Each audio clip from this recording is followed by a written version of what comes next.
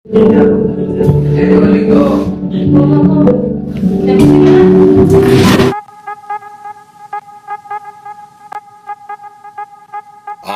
CSSku, bertemu lagi dengan manusia Madasu di Easy Film. Baiklah, berikut ini gua akan meringkas sepak terjang band metalcore bernama Bullet for My Valentine.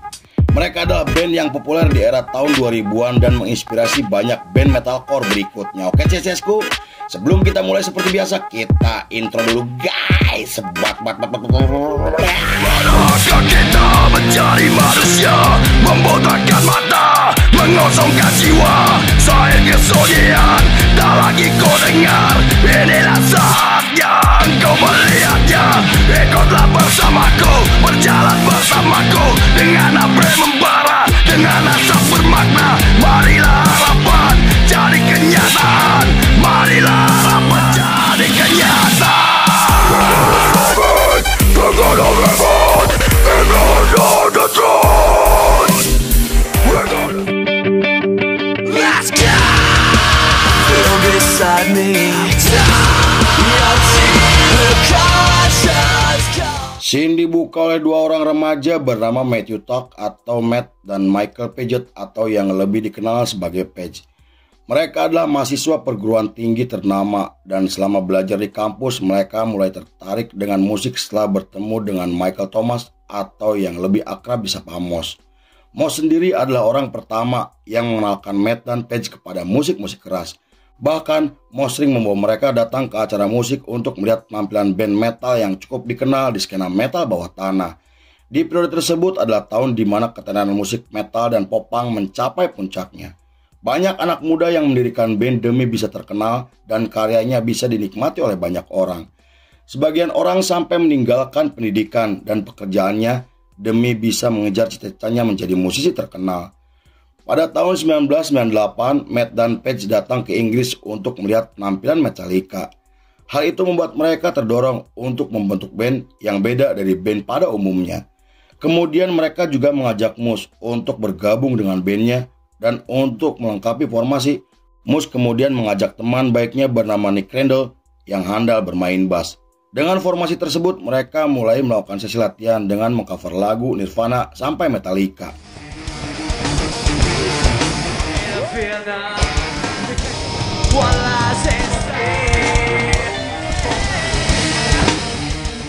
Beberapa bulan kemudian mereka menggelar pertunjukan pertamanya di acara pensi sekolah dengan formasi Matt pada vokal dan ritme, Page pada gitar, Nick pada bass, dan Moose Thomas pada drum.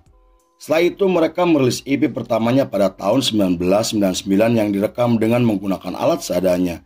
Secara musikal mereka awalnya membawakan musik nu metal yang sedang populer seperti Korn dan Limp Bizkit. Meski EP album mereka dianggap gagal, namun mereka tidak peduli dan ingin terus membuat karya yang lebih baik lagi. Pada tahun 2000 mereka terbang ke Inggris untuk tampil di acara musik yang menampilkan beberapa band metal yang telah memiliki nama besar. Saat itu mereka berniat akan membawakan lagu baru, namun 2 jam sebelum mereka tampil, promotor membatalkan pertunjukan mereka atas permintaan dari pihak panitia. Hal itu disebabkan karena mereka dianggap tidak layak untuk tampil di hadapan lebih dari 2000 penonton. Kejadian tersebut membuat perasaan mereka hancur karena perjuangan mereka merasa tidak dihargai dan sejak saat itu mereka semakin serius untuk membesarkan nama bandnya hingga menulis lagu dengan tema yang terinspirasi dari pengalaman pribadi. Lagu-lagu tersebut kemudian dijadikan EP album keduanya yang resmi dirilis pada tahun 2003. Mereka juga mengirim EP album tersebut ke beberapa label rekaman demi bisa mendapatkan kontrak dari label besar yang mereka inginkan.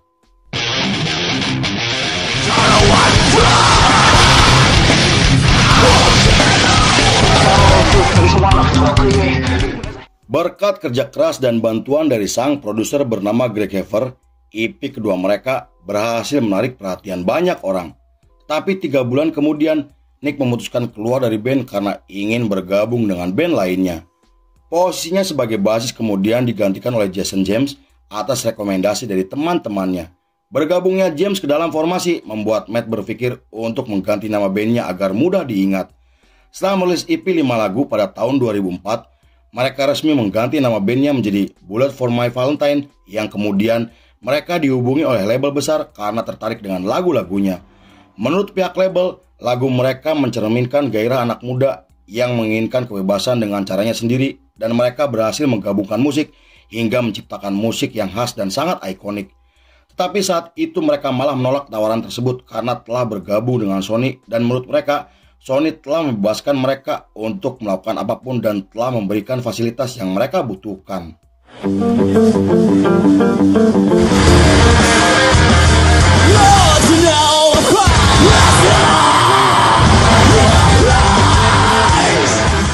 Pada tahun 2005, mereka merilis album pertamanya yang berhasil sukses secara komersial dan mendapatkan banyak pujian kritis dari para kritikus musik. Secara musikal, album tersebut menampilkan melodic metalcore yang dibalut aransemen screamo dan post-hardcore. Seorang jurnalis bernama Daniel menggambarkan jika album mereka sebagai album yang garang namun enak untuk dinikmati. Bahkan Josh dari majalah musik memuji keterampilan mereka dalam menciptakan musik tanpa membingungkan para penggemar dengan lirik-liriknya. Berkat kesuksesan album pertamanya, mereka menggelar tur dunia dan tampil di festival musik besar. Tak hanya itu, mereka juga sempat menjadi band pembuka untuk Guns N' Roses dan Metallica hingga tampil di festival musik yang digelar pada tahun 2006. Selain itu, mereka juga tampil di London untuk pertama kalinya yang direkam untuk album DVD. Pada tahun 2007, Matt didiagnosa menderita radang tenggorokan yang membuatnya harus menjalani operasi darurat. Saat itu Matt menolak operasi karena takut terjadi sesuatu dengan pita suaranya. Namun setelah dibujuk oleh teman-temannya, ia akhirnya mau datang ke rumah sakit untuk menjalani operasi yang menurutnya sangat menyakitkan. Saat diwawancara, Page mengatakan bahwa radang tenggorokan Matt disebabkan karena selalu melakukan teknik scream dengan cara yang berlebihan. Selain itu, operasi tersebut juga memiliki dampak besar untuk bandnya di mana mereka terpaksa harus membatalkan tur bersama Metallica.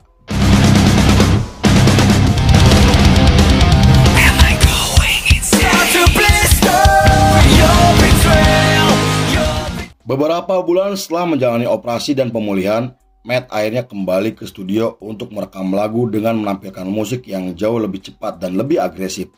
Lagu tersebut kemudian dijadikan album keduanya yang dirilis pada tahun 2008. Tak disangka album kedua mereka menempati posisi 1 di 3 negara yang membuat nama mereka menjadi semakin dikenal.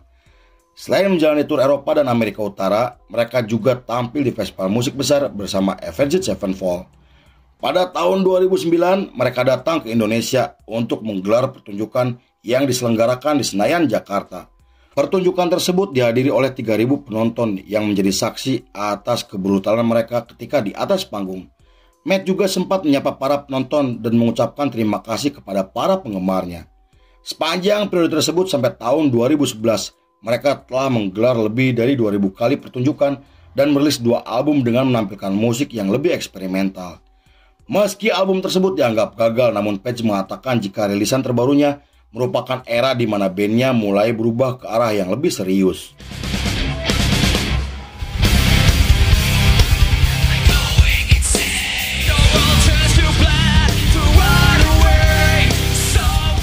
Pada tahun 2012, mereka melakukan perjalanan ke Thailand untuk pertama kalinya atas undangan dari teman baiknya.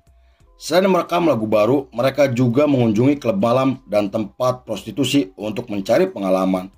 Di sana mereka menyaksikan pertunjukan Ladyboy sampai atraksi pingpong show yang menurut mereka sangat menjijikan.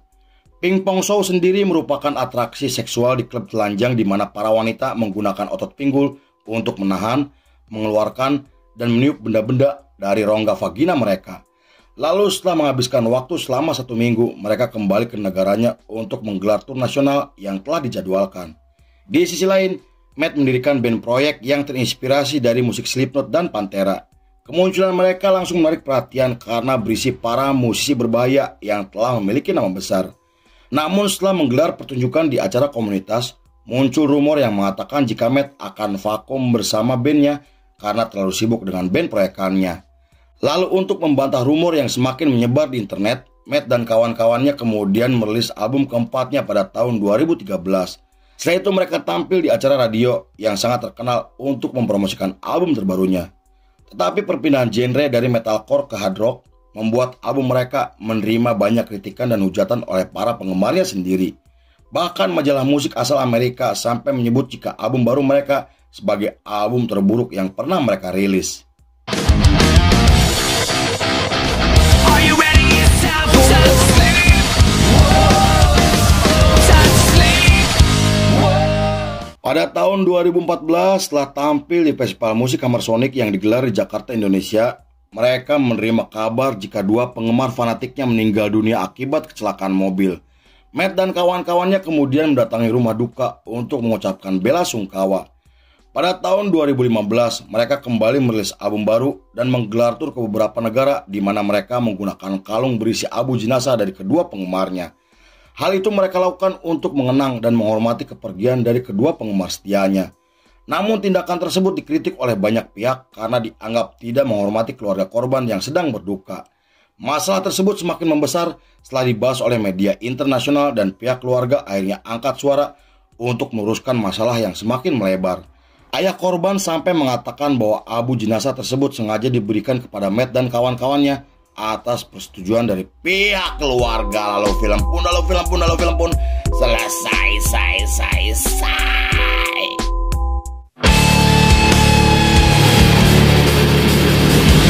I feel the fire, we just swinging when I'm raising.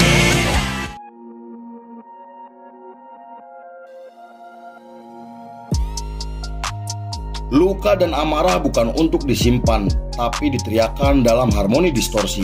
By Tukang Cuangki. Oke cecesku, terima kasih sudah menyaksikan ringkasan ini nggak selesai. Saya beserta jajaran Berandal Malam kembali pamit undur diri, sampai jumpa di episode berikutnya.